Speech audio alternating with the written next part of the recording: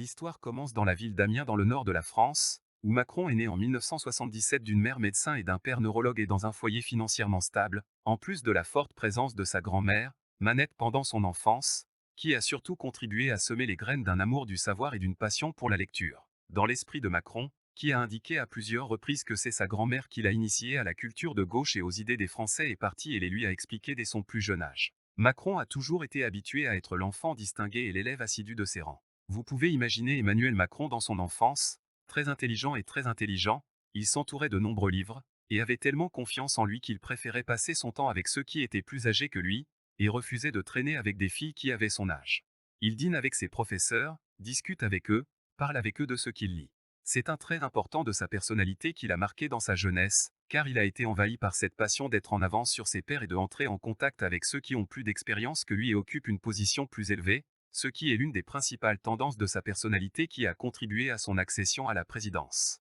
Au printemps 1993, le jeune homme de 15 ans monte sur scène pour interpréter la pièce Le langage de la comédie du poète et auteur dramatique français Jean Tardieu, dans laquelle il incarne le personnage de l'épouvantail dans un cadre exceptionnel. Manière qui attirait l'attention du public, et cet adolescent la prononçait devant sa future épouse, Brigitte Trognaux, qui était alors professeur de théâtre dans son école et qui le décrit dans Documentaire. Il jouait l'épouvantail, je m'en souviens bien, il était incroyable, et il m'impressionnait par sa présence sur scène. Brigitte Trognaux avait 24 ans de plus que lui, et elle avait 39 ans à l'époque et était mariée avec des enfants lorsque Macron est tombé amoureux d'elle, et parmi ses 3 enfants se trouvait une fille du même âge que Macron. Dans une scène plus proche de l'intrigue d'un film ou d'un roman romantique pleine de défis fondamentaux et d'inhibition sociale, et malgré tous ces obstacles évidents sur le chemin de la relation depuis ses débuts, Macron avait confié à Brigitte à une occasion « Je vais t'épouser coûte que coûte ». La relation de Macron avec Brigitte Trognaux n'a pas été facile, mais tous deux ont dû faire face à un certain nombre d'obstacles pour réussir, à commencer par la résistance et les réticences de Brigitte,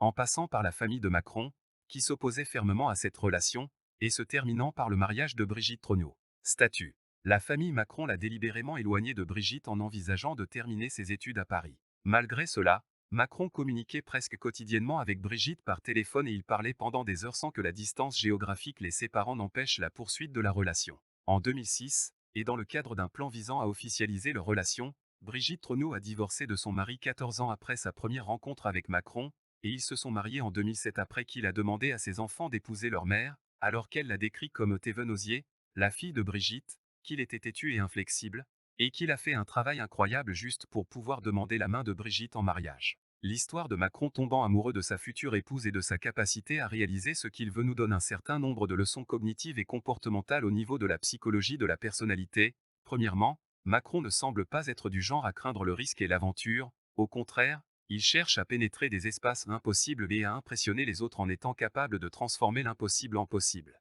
Deuxièmement, sa conscience morale apparaît silencieuse et imprésentable lorsqu'il se fixe un but dans sa tête, que sa maîtresse soit mariée ou non, qu'elle ait ou non des enfants, il cherchera à tout prix à l'en extraire. Troisièmement, il a un sens élevé du droit psychologique, de l'auto-efficacité et de la dignité qui le pousse à faire des promesses précoces pour des buts et des objectifs qui ne sont pas approuvés par la réalité. C'est quelque chose qu'il a réalisé avec des résultats positifs et réussis dans certains aspects de sa vie.